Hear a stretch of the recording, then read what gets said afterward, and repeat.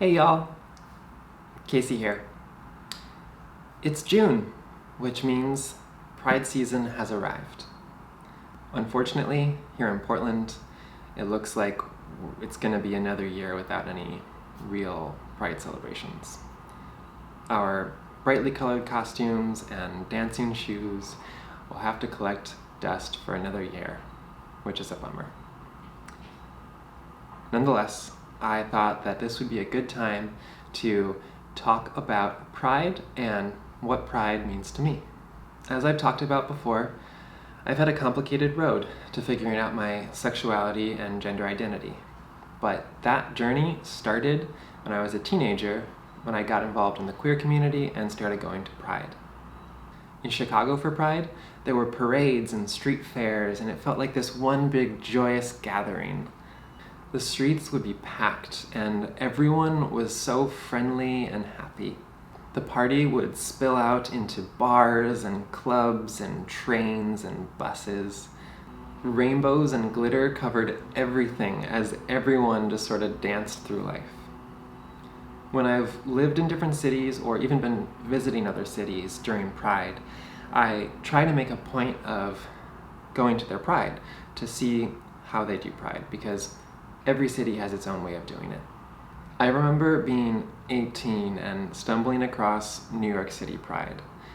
I was wandering around Lower Manhattan, ended up in the Village, and as I turned a corner, my eyes saw bright colors and shimmers, my ears heard laughing and cheering, and my body just started dancing to the beat.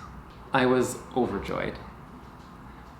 Fast forward several years, and there I was, back again in New York City, living there in my early 20s. I got to celebrate Pride in New York the year that Obergefell got decided, which is the marriage equality case. That was a Pride to remember. I felt chills when I went over to Stonewall that day. There were so many generations of queer and trans people there, all celebrating together. Celebrating this victory that lots of us never thought we'd live to see. I like to think that our queer and trans ancestors were right there with us, celebrating the victory that they helped lay the groundwork for so many decades earlier. New York City is obviously gigantic, which is why it always surprised me that Pride sort of took over the whole city.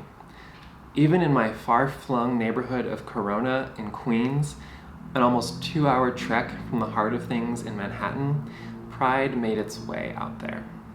When you're in the heart of it there, though, in Lower Manhattan, it is extra magical. The Village during Pride feels to me like its own queer city. It's like, for those few moments, no one can make you feel ashamed or afraid for being who you are. As incredible as New York City Pride is, San Francisco Pride brought tears to my eyes. Tears of joy for how proud I was to be who I am and to be a part of this community and to get to celebrate all of us together. SF Pride isn't just huge, it's titanic. There are live music and events around every corner. There's costumery and pageantry.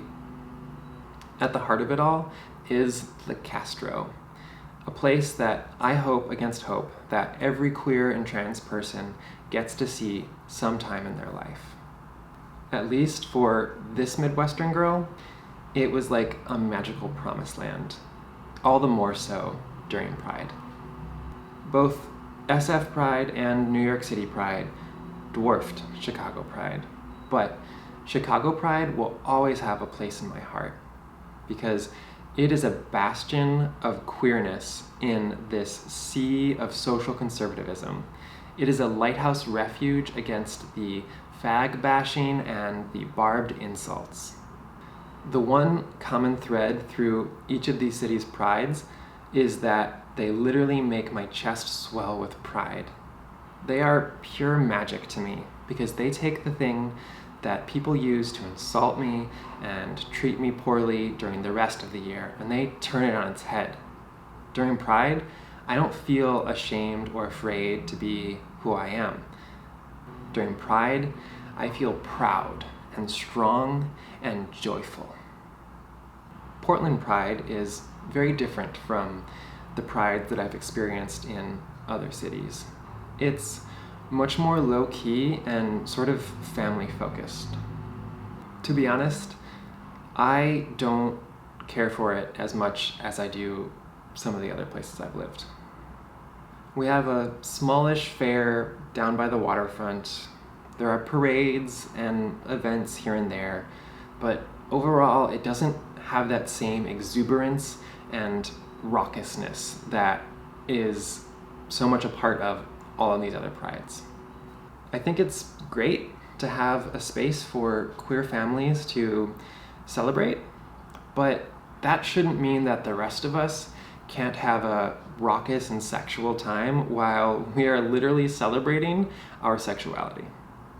That starts to get into this issue about people pushing out things that are overly sexual or more fringe sexualities from Pride, which, oh boy, don't get me started on that.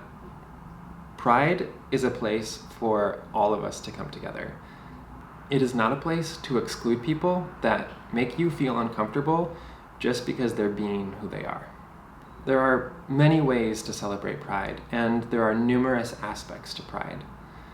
There's the party aspect, the remembrance aspect, the historical aspect, and the political aspect, just to name a few.